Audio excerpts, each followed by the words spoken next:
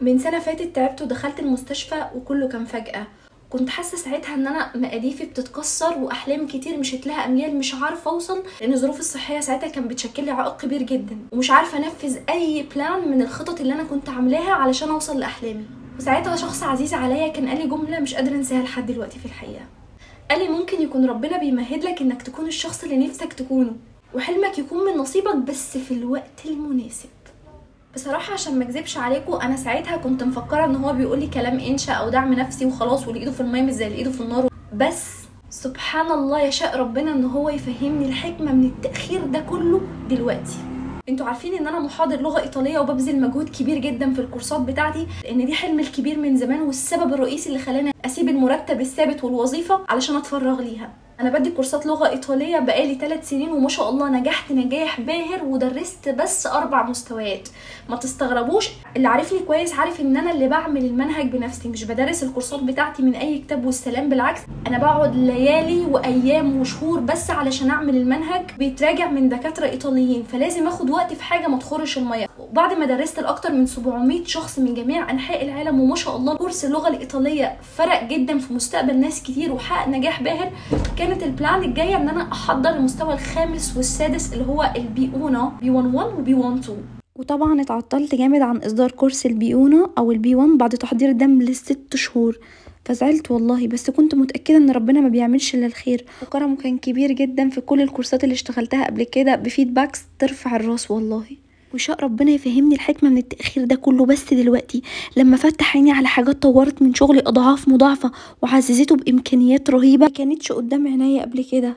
لقيت نفسي مع كل محاضرة بضيف طرق احترافية تثبت المعلومة، والأول مرة ألعاب أنا والفريق برمجنا ألعاب بسيطة تخص موضوع المحاضرة عشان تسلي الطالب، بحيث ان انا اكسر اي زهق وسط المحاضرة.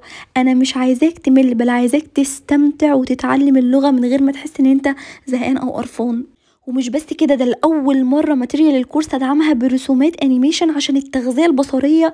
اكتشفت ان هي فعلا مهمة، هتخليك تحب تذاكر وتتفرج على الصور، مش بس تحفظ الكلمات وخلاص، ده هتسهل عليك انك تشوف الكلمة قصادها صورتها، فمش هتكون محتاج انك تقعد تدور على ترجمتها، بل بالعكس الرسومات دي هتثبت لك المعلومة وهترسخها بدون اي جهد. ده غير ان كل معلومة قلتها لك في الكلاس موجودة في سمارت بوك او PDF، هيكون في كل صغيره وكبيره قلتها لك عن المحاضره، بما فيهم اللينكات كمان اللي احنا بنفتحها، فتقدر انت تنزلها على الموبايل بتاعك وتستمتع بيها في اي وقت. لقيت نفسي بتنطط وقمت مغيره كل البلان اللي انا كنت ماشيه عليها، وابتديت ان انا ازود في حاجات تطور، زي ان انا اشتري كتب مسموعه من مواقع اجنبيه، ان انا اعزز المحاضرات بتاعتي بمسلسلات ايطاليه تناسب الدرس اللي انا بتكلم عنه، بحيث ان الطالب وهو بياخد مني المعلومه ما يزهقش، يستمتع اكتر ويذاكر من غير مجهود.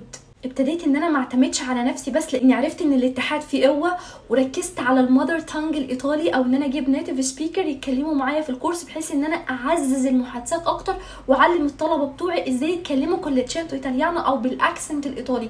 وابتديت كمان ان انا ازود المحاضرات اكتر عشان ازود البراكتس او البراتيكا، الممارسه بتاعه الطلاب، بحيث ان هو يبقى طالع من الكورس ده فعلا مش محتاج اي حاجه ثانيه. لما بعمل فلاش باك مع نفسي وافتكر كل اللي حصل لي ده، كنت بقول انا عمري ما كنت هعمل التغييرات دي ولا هطور التطوير الرهيب ده في الكورس لو كانت البلان بتاعتي كملت، او ما كنتش تعبت او دخلت العمليات او حياتي وقفت الفتره دي كلها. وهنا ايقنت مقوله سمعتها من حد كان بيقول لي: وربما اعطاك فمنعك، وربما منعك فاعطاك، واحيانا بيكون المنع في حد ذاته عطاء.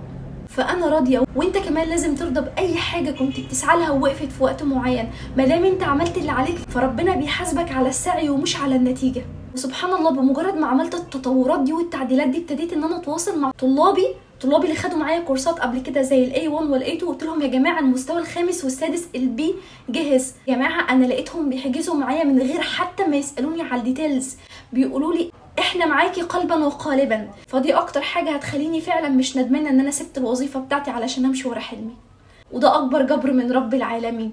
ده مش بس كده، ده انا بلاقي ناس بتكلمني مش عارفيني عشان عندي فولورز، عدد كبير من الفولورز او فئه كبيره بتتابعني خالص، يقولوا لي صديق او صديقه او حد معرفه رشحك ليا ان معاكي كورس لغه ايطاليه، وقد ايه هو مبسوط جدا ان هو اتعامل معاكي، بل بالعكس انا مش جايلك لوحدي، ده انا جايلك ومعايا 3 و4 اصحابي كمان.